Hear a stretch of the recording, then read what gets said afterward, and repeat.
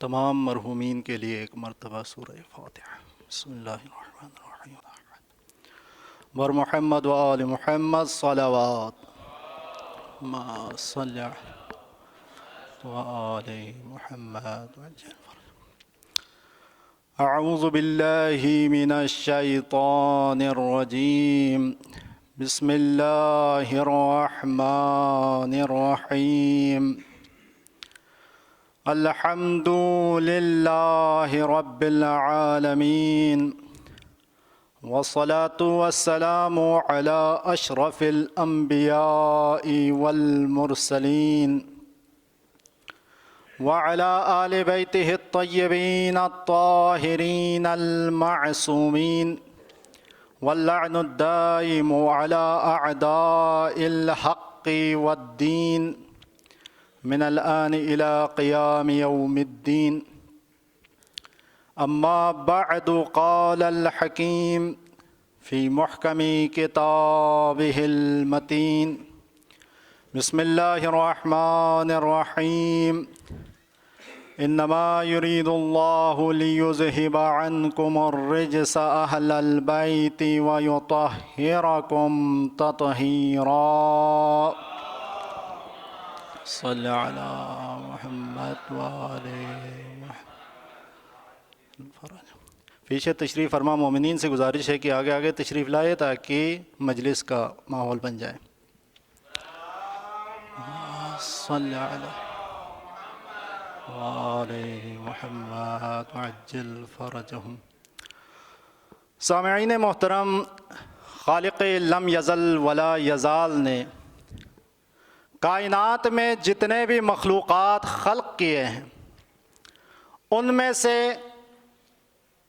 3 قسموں کو صاحب شعور بنایا۔ ایک قسم انسان ہے، دوسری قسم فرشتے ہیں، اور تیسری قسم جنات ہیں، جنہیں خالق لم یزل ولا یزال نے صاحب شعور بنایا۔ پھر ان میں سے بھی انسان کو اشرف المخلوقات بنایا، پھر تاج شرف انسانیت کے سر پر پہنایا۔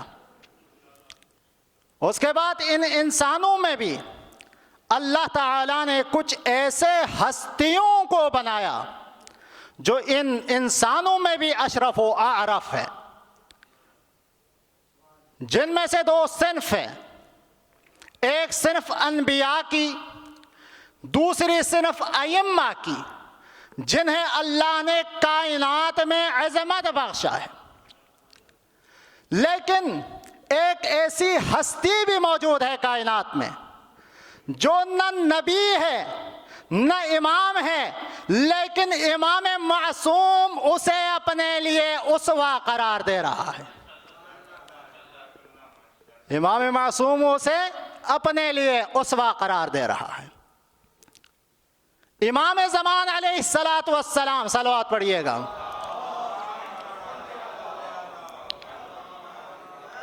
ارشاد فرماتے ہیں فی ابنتی رسول اللہ لی اسوۃ حسنہ۔ رسول اللہ صلی اللہ علیہ وآلہ وسلم کی بیٹی میرے لیے اسوہ حسنہ ہے۔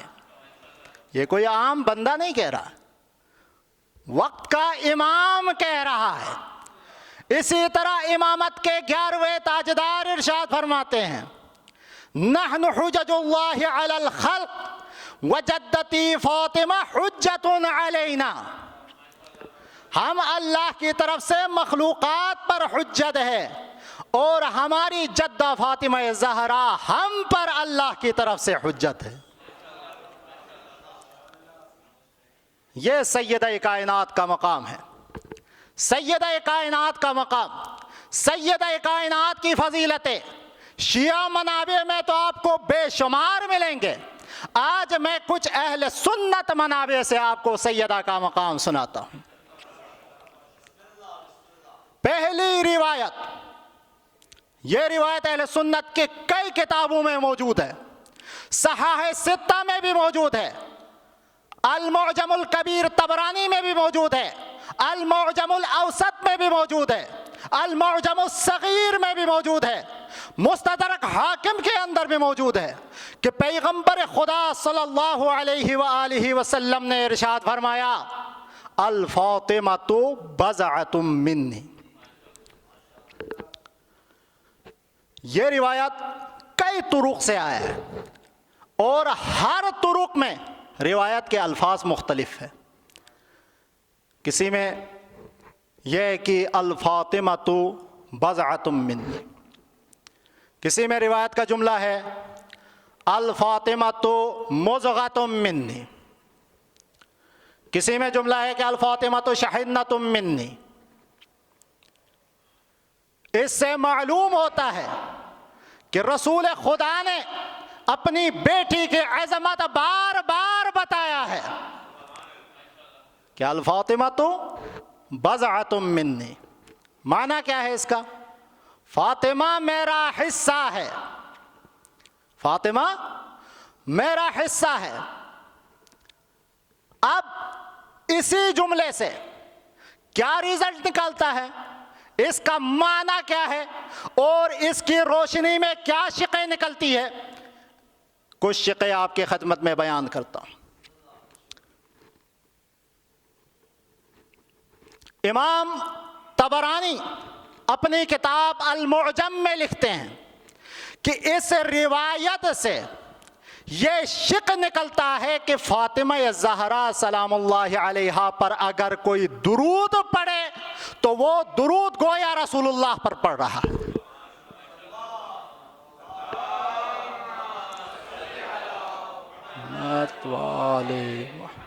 کیونکہ فاطمہ زہرا سلام اللہ علیہا رسول اللہ کے جسم کا حصہ ہے. گویا آپ جز پر اگر درود پڑھے تو آپ نے کل پر درود پڑھ لیا. اس کے بعد اس روایت سے امام طبرانی یہ رزلٹ نکالتا ہے. اب امام عبد الرؤوف مناوی اپنی کتاب اتحاف السائل میں لکھتے ہیں کہ اس روایت سے یہ رزلٹ بھی نکلتا ہے کہ اگر کوئی سیدہ کائنات کے لیے نازیبا کلمات استعمال کرے تو گویا اس نے کفر کیا، گویا اس نے کفر کیا.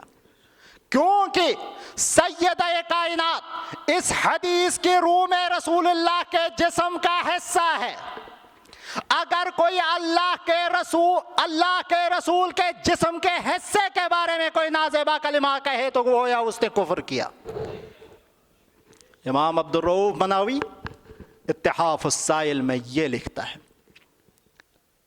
اور اسی طرح غلام رسول سعیدی صاحب اپنی کتاب میں لکھتے ہیں کہ اس حدیث سے یہ بھی رزلٹ نکلتا ہے جس طرح کا احترام رسول خدا کا لازم ہے اسی طرح کا احترام سیدہ کا بھی لازم ہے.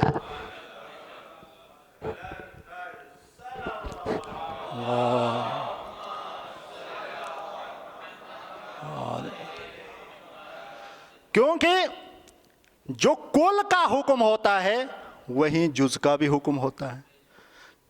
کل کے احترام کے بارے میں جو حکم قرآن میں آیا ہے وہیں جز کے بارے میں بھی ہے.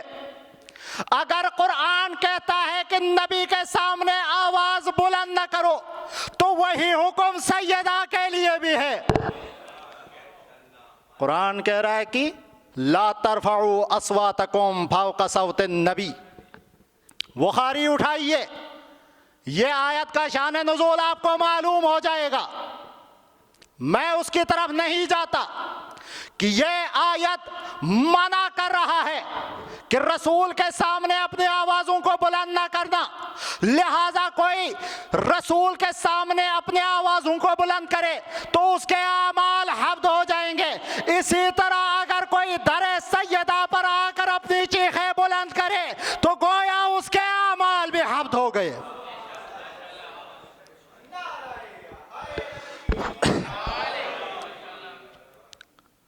گویا اس کے اعمال بھی حبط ہو گئے جو سیدہ کے سامنے اپنی آواز بلند کرتا ہے. الفاطمۃ بضعۃ منی، فاطمہ میرے جسم کا حصہ ہے۔ اب یہاں پر قاضی ایاز صاحب کتاب الشرح الشفا کے اندر لکھتے ہیں اسی حدیث کو کوٹ کر کے، وہ کہتا ہے کہ اللہ کے رسول صلی اللہ علیہ وآلہ وسلم، صلوات پڑھیے،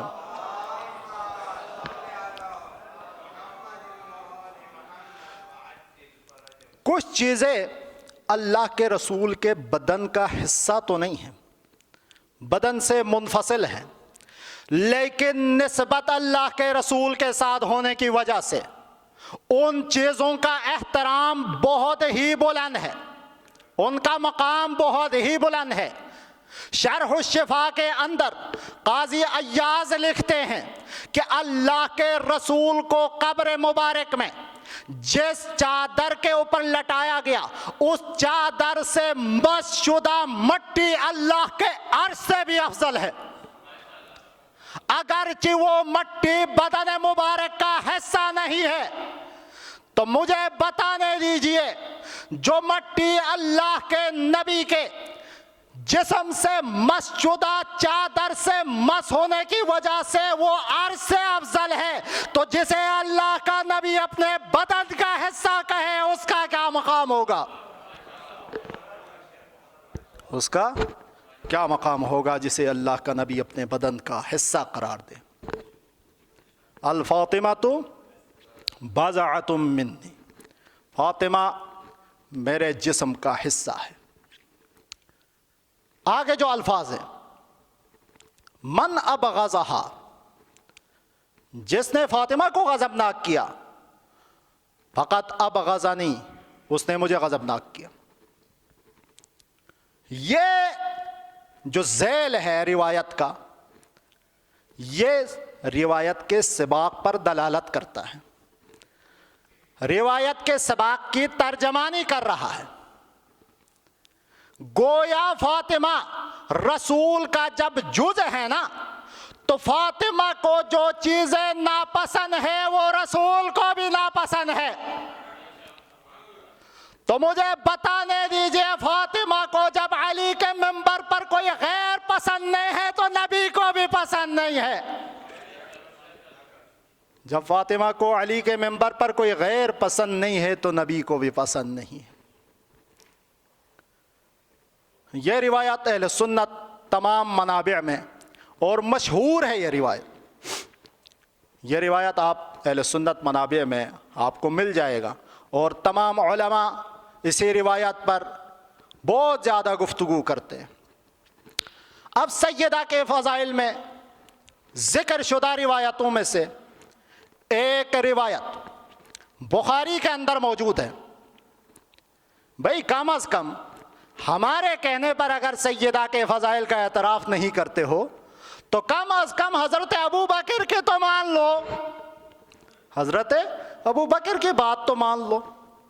حضرت ابو بکر کا ایک قول ہے جسے امام بخاری نے بخاری میں نقل کیا ہے۔ حضرت ابو بکر فرماتے ہیں کہ محمد کے قرب کو آل محمد کے قرب میں تلاش کر، محمد کے قرب کو آل محمد کے قرب میں تلاش کر۔ یہاں پر حضرت ابو بکر ایک بات سمجھانا چاہتے ہیں۔ ایک تو یہ سمجھا رہا ہے کہ محمد تک آنا ہے تو آل محمد کا دامن تھام لو، ایک تو وسیلہ سمجھا رہے ہیں حضرت ابو بکر، دوسرا یہ بتانا چاہتے ہیں کہ جب محمد تک آل محمد کے بغیر نہیں پہنچ سکتے ہو تو آل محمد کے بغیر خدا تک کیسے پہنچ سکتے ہو؟ محمد کے قرب کو آل محمد کے قرب میں تلاش کر۔ اور امام بخاری نے اس قول حضرت ابو بکر کو حسن و حسین والے چپٹر میں ذکر کیا ہے، امہات المومنین والے چپٹر میں ذکر نہیں کیا۔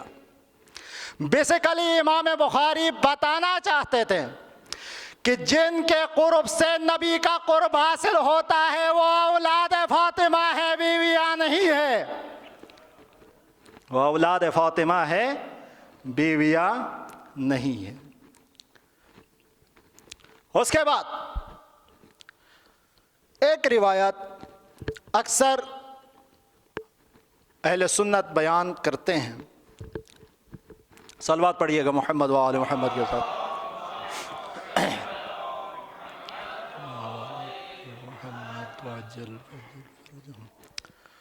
کہ رسول اللہ کو سب سے زیادہ محبوب فلان تھا۔ جب ہم دیکھتے ہیں اہل سنت منابع میں اور سوال کرتے ہیں اسی ہستی سے جس کے بارے میں اہل سنت کہتے ہیں کہ اللہ کے نبی کو سب سے زیادہ وہی محبوب تھی، ان سے سوال کرتے ہیں، یعنی حضرت عائشہ سے سوال کرتے ہیں کہ اللہ کے نبی کو سب سے زیادہ محبوب کون تھا؟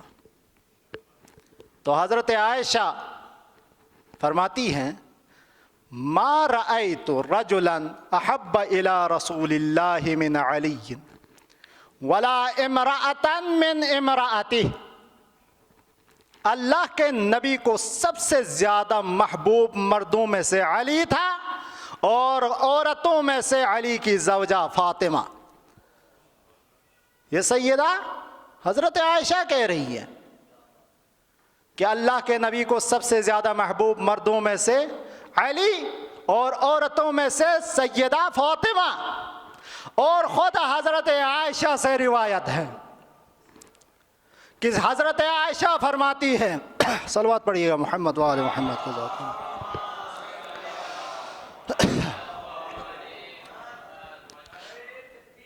اللہ اکبر،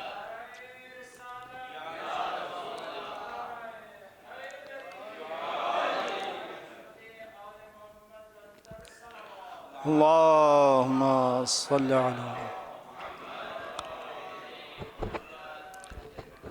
حضرت عائشہ فرماتی ہیں کہ میں نے فاطمہ سے بڑھ کر سوائے ان کے بابا کے کسی کو سچا نہیں پایا۔ یہ بات دلالت کرتی ہے کہ رسول اللہ کے بعد سب سے زیادہ سچی جو تھی وہ سیدہ تھی، لہذا اگر سیدہ کسی سے کچھ مانگے تو اس میں بھی سیدہ سچی ہے، اگر کسی سے کہے کہ یہاں سے اتر جاؤ اس میں بھی سیدہ سچی ہے۔ یہ حضرت عائشہ فرما رہی ہے کہ سیدہ کائنات سے بڑھ کر میں نے کسی کو سچا نہیں پایا۔ سیدہ کائنات وہ عظیم ہستی ہے کائنات میں کہ جس کی بے شمار بے انتہا فضیلتیں ہیں۔ اگر آپ صداقت سیدہ کی اگر دیکھنا چاہتے ہیں تو آیہ مباہلہ کی طرف دیکھیے گا، اگر سیدہ کی طہارت اگر دیکھنا چاہتے ہیں تو آیہ تطہیر کی طرف دیکھیے گا، اگر سیدہ کی قرابت کو دیکھنا چاہتے ہیں تو آیہ مودت کی طرف دیکھیے گا۔ صلوات پڑھیے گا محمد و آل محمد کے ذات۔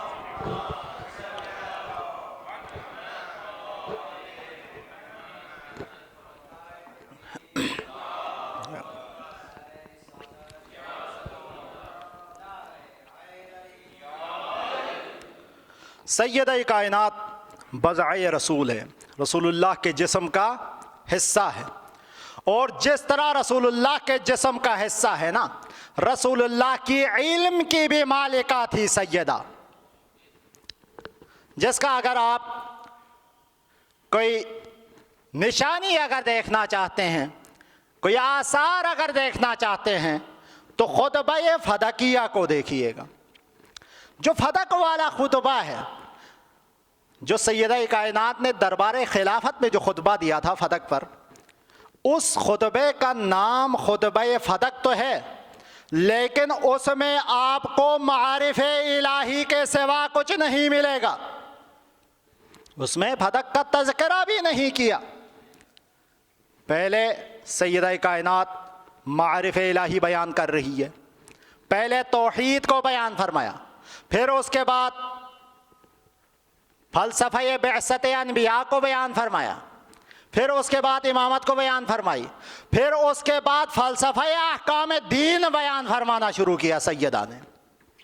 سیدہ اسی خطبے میں ارشاد فرماتی ہیں فَجَعَلَ اللَّهُ الْإِيمَانَ تَطْهِيرًا لَكُم مِّنَ الشِّرْكِ، کہ اللہ نے تمہارے اوپر ایمان کو لازم قرار دیا ہے تاکہ تمہیں شرک کی پلیدی سے دور کیا جا سکے۔ شرک کیا ہے؟ شرک اتنی خطرناک بیماری ہے، اگر کوئی بندہ شرک کی طرف جب جاتا ہے نا تو اللہ اس کو اتنا ناپسند کرتا ہے، کہتا ہے پلٹ کے بھی نہ آ میری طرف، پلٹ کے بھی نہ آ میری طرف، کیونکہ قرآن میں بتایا ہے اللہ تعالیٰ نے ان اللہ لا یغفر ان یشرک بہ، بے شک اللہ معاف نہیں کرتا ہے جو اس کے ساتھ کسی کو شریک ٹھہراتا ہے، وَيَغْفِرُ مَا دُونَ ذَلِكَ لِمَن يَشَاءُ، اس کے علاوہ جیسے گناہ کو وہ چاہے معاف کر دیتا ہے۔ شرک کو کیوں معاف نہیں کرتا؟ کیونکہ ان الشرک لظلم عظیم، کیونکہ شرک بہت بڑا ظلم ہے، بہت بدترین گناہ ہے۔ سیدہ اسی لیے فرماتی ہے کہ فَجَعَلَ اللَّهُ الْإِيمَانَ تَطْهِيرًا لَكُم مِّنَ الشِّرْكِ، اللہ نے ایمان کو لازم قرار دے کر تم سے شرک کی پلیدی کو دور کیا۔ اس کے بعد سیدہ فرماتی ہیں وَالصَّلَاةَ تَنزِيهًا لَكُم مِّنَ الْكِبَرِ، پھر اللہ نے نماز کو واجب قرار دیا ہے تاکہ تم تکبر سے دور ہو۔ تکبر سے کس طرح دور ہوگا نماز پڑھنے کی صورت میں؟ تکبر سے اس طرح سے دور ہوگا کہ انسان کا جو جسم کا مقدس حصہ ہے وہ کیا ہے؟ پیشانی۔ انسان کا پیشانی جسم کا مقدس حصہ ہے، انسان کا وقار اور عزت اسی پیشانی میں ہے، وہ کسی کے سامنے اسے جھکانا بھی پسند نہیں کرتا، لیکن اگر کسی ذات کے سامنے اس مقدس پیشانی کو لے جا کر بے ارزش خاک پر رکھ کر سبحان ربی الاعلی و بحمد کہتا ہے تو انسان کا تکبر ریزہ ریزہ ہو جاتا ہے۔ والصلاۃ تنزیہا لکم عن الکبر، اللہ نے نماز کو اس لیے واجب قرار دیا ہے تاکہ تمہیں تکبر سے دور کیا جا سکے۔ اس کے بعد آگے فرماتی ہیں وَالزَّكَاةَ تَزْكِيَةً لِلنَّفْسِ وَنَمَاةً فِي الرِّزْقِ، اور اللہ نے تمہارے اوپر زکوٰۃ کو واجب قرار دیا ہے تاکہ تمہارا تزکیہ ہو سکے۔ زکوٰۃ کے نتیجے میں تزکیہ کس طرح سے ہوگا؟ زکوٰۃ کے نتیجے میں تزکیہ کس طرح سے ہوگا؟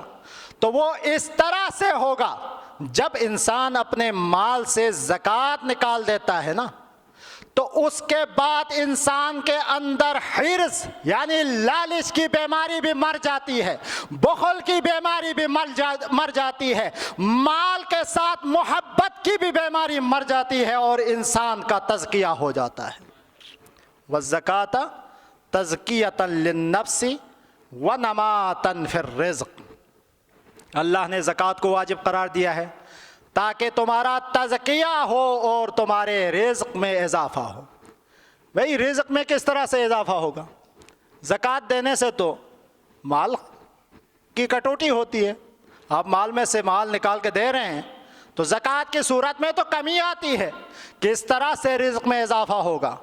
تو اللہ تعالیٰ قرآن میں ارشاد فرماتا ہے اس کا جواب مثل الذین ينفقون اموالهم فی سبیل اللہ کمثل حبة انبتت سبع سنابل فی کل سنبلۃ مئۃ حبہ، جو مال تم اللہ کی راہ میں دیتے ہو اس کی مثال اس دانے کی مانند ہے جسے تم مٹی میں دفن کرتے ہو، اس ایک دانے سے 7 خوشے نکلتے ہیں اور ہر خوشے میں 100 دانے ہوتے ہیں، ایک دانے کا عوض اللہ 700 دانوں کی صورت میں دیتا ہے۔ تو اس سے معلوم ہوتا ہے کہ زکوٰۃ دینے سے رزق بڑھتا ہے، گھٹتا نہیں۔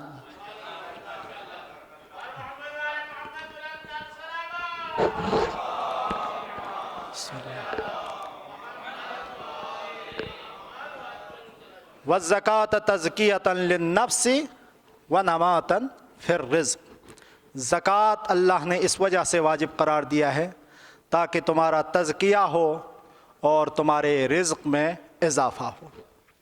اس کے بعد سیدہ فرماتی ہیں وَالصِّيَامَ تَثْبِيتًا لِلْإِخْلَاصِ، اللہ نے روزے کو واجب قرار دیا ہے تاکہ تمہارے اخلاص کو مستحکم کیا جا سکے۔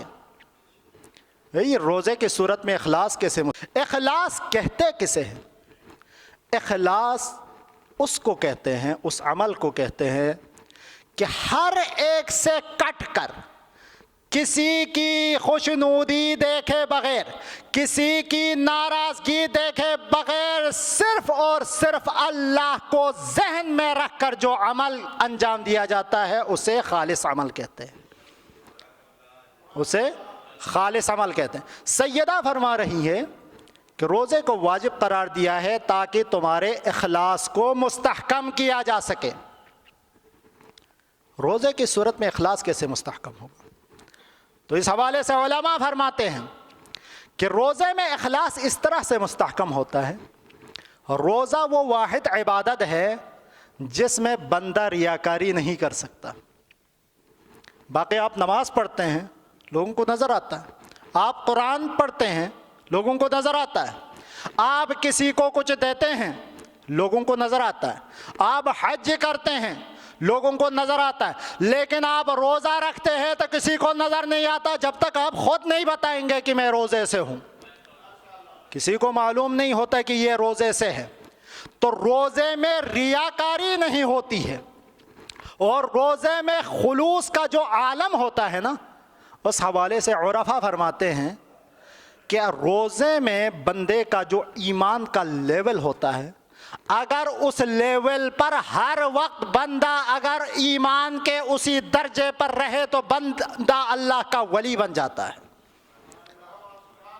آپ نے دیکھا ہوگا کہ جب گرمیوں میں رمضان آتا ہے تو بندے کو شدت کی پیاس لگتی ہے، بے انتہا پیاس لگتی ہے، تو اس وقت بندہ کیا کرتا ہے کہ حد سے زیادہ جب پیاس لگتی ہے تو منہ کو تر کرنے کے لیے پانی منہ میں لیتا ہے، پھر اس کے بعد اسے اگل دیتا ہے۔ وہ نگلتا کیوں نہیں ہے؟ کوئی دیکھ بھی نہیں رہا ہے، پھر بھی نہیں نگلتا کیونکہ اسے پتا ہے کہ ایک ہستی دیکھ رہا ہے کہ جو گلے سے پانی کو حلق سے اترتے ہوئے دیکھ رہا ہے۔ کوئی دیکھ رہا ہو یا نہیں دیکھ رہا ہو، لیکن ایک ہستی تو دیکھ رہا ہے جو پانی کو حلق سے اترتے ہوئے دیکھ رہا ہے۔ اگر یہی ایمان سود لیتے وقت بھی اگر یہی ایمان رہے تو بندہ اللہ کا ولی بن جاتا ہے۔ اگر کسی کو اذیت دیتے وقت بھی وہی ایمان رہے تو بندہ اللہ کا ولی بن جاتا ہے۔ خلوتوں میں جو گناہ ہوتا ہے اگر اس وقت وہی ایمان رہے تو بندہ اللہ کا ولی بن جاتا ہے۔ کہ ہر وقت اگر یہی ایمان رہے کہ ایک ہستی دیکھ رہا ہے، میں اس کے محضر میں کھڑا ہوں، اگر یہی ایمان رہے تو بندہ اللہ کا ولی بن جاتا ہے۔ اسی لیے سیدہ فرماتی ہے وَالصِّيَامَ تَثْبِيتًا لِلْإِخْلَاصِ، اللہ نے روزے کو واجب قرار دیا ہے تاکہ تمہارے اخلاص کو مستحکم کیا جا سکے۔ آگے فرماتی ہے کہ وَالْحَجَّ تَشْيِيدًا لِلدِّينِ، حج کو اللہ نے واجب قرار دیا ہے دین کی تقویت کے لیے۔ بھئی حج کیسے تقویت دین کا سبب بنتا ہے؟ حج اس طرح سے تقویت دین کا سبب بنتا ہے جب آپ دیکھتے ہیں کہ خانہ کعبہ کے گرد لاکھوں لوگ چکر لگا رہے ہیں تو آپ کے ذہن میں یہ سوال پیدا ہوتا ہے بھائی کہ غلطی، اگر یہ عقیدہ غلط ہو، اگر یہ دین غلط ہو تو ایک دو غلطی کر سکتے ہیں، اتنے ڈیروں ڈیر لوگ ایک گھر کے گرد طواف کر رہے ہیں، اس کا مطلب ہے کہ یہ سچا دین ہے۔ حج تقویت دین کا سبب بنتا ہے۔ ہمارے ہاں میں اسی مورد میں بیان کرتا ہوں کہ روایات کی دو قسمیں ہیں، ایک روایت کو خبر واحد کہا جاتا ہے، ایک کو خبر متواتر کہا جاتا ہے۔ خبر متواتر میں یہ ہوتا ہے کہ اتنے لوگ ایک ہی بات کو نقل کرتے ہیں کہ آپ کو ان تمام کے جھوٹ پر جمع ہونے پر ہونا آپ محال سمجھیں گے کہ یہ کیسے ہو سکتا ہے کہ اگر یہ جھوٹی بات ہوتی تو ایک دو جھوٹ بول سکتے تھے. اتنے ڈھیر لوگ اس ایک بات کو بیان کر رہے ہیں, اس کا مطلب یہ بات سچی ہے. تو حج میں بھی جب ڈھیر لوگ ایک گھر کے گرد طواف کرتے ہوئے جب دیکھتے ہیں تو آپ کو پتہ چلتا ہے کہ یہ دین سچا ہے. والحج تشییدا للدین والجہاد عزا للاسلام, اور جہاد کو اللہ نے اسلام کی سربلندی کا سبب قرار دیا ہے. والامر بالمعروف مصلحۃ للعامہ, اور امر بالمعروف کو عوام کی بلائی کا سبب قرار دیا ہے. وطاعتنا نظاما للملہ, اور ہماری اطاعت کو لوگوں کے لیے نظام قرار دیا ہے. اگر آل محمد پر جمع ہو جاؤ کبھی تم در در کی ٹھوکریں نہیں کھاؤ گے. وامامتنا امانا للفرقہ, اور ہماری امامت کو اللہ نے تفرقے سے باعث نجات قرار دیا ہے. جس تفرقے کے ڈر پر تم لوگوں نے مل کر ایک بندے کو خلیفہ نامزد کیا ہے, اگر ہماری امامت کی طرف آتے تو تفرقے کا شائبہ بھی نہیں ہوتا. جس تفرقے سے بچنے کے لیے یہ کیا ہے, اگر امامت پر آ جاتے تو تفرقہ ہونا ہی نہیں تھا. وامامتنا امانا للفرقہ. اس کے بعد سیدہ کائنات اپنا تعارف کرا رہی ہیں.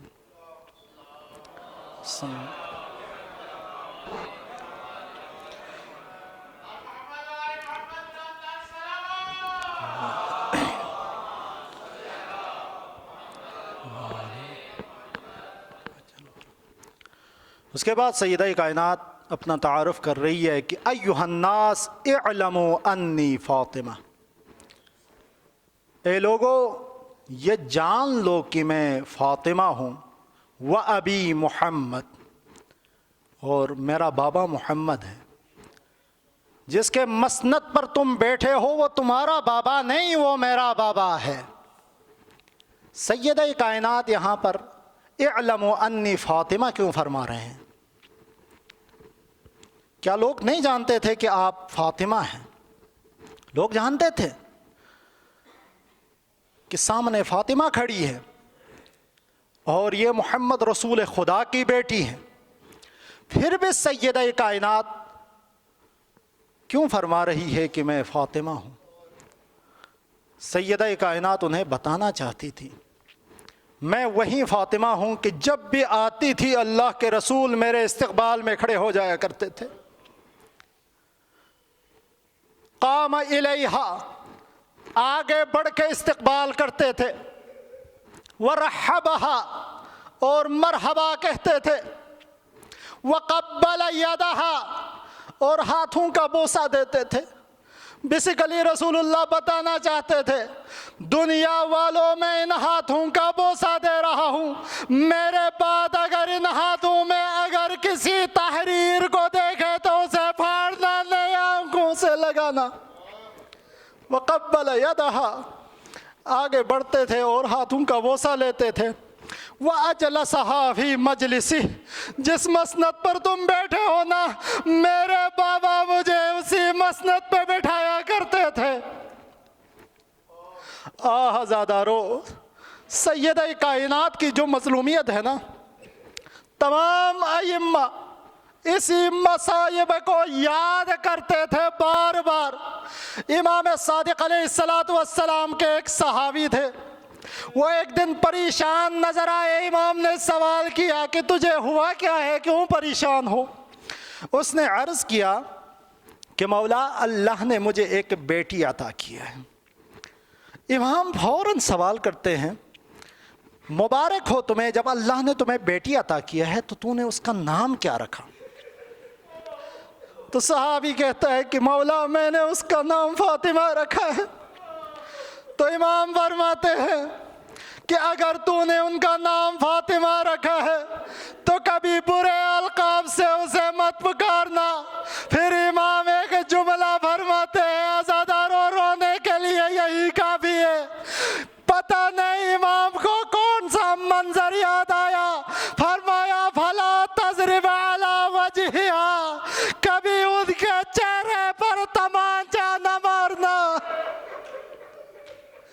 آزاداروں کھل کے رونا، یہ وہ مجلس ہے جس میں سیدہ تشریف لاتی ہے۔ ابو بصیر نے ایک دن امام جعفر صادق علیہ السلام سے درخواست کیا کہ مولا، میں نے اپنے گھر میں امام حسین کا مجلس رکھا ہے، لہٰذا آپ تشریف لائیے۔ امام نے فرمایا کہ ابو بصیر میں ضرور آؤں گا۔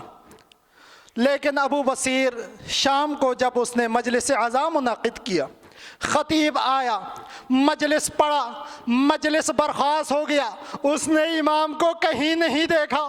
اگلے دن جب وہ امام کے درس میں آیا تو امام سے سوال کرتا ہے کہ مولا آپ میرے گھر میں تشریف نہیں لائے تھے۔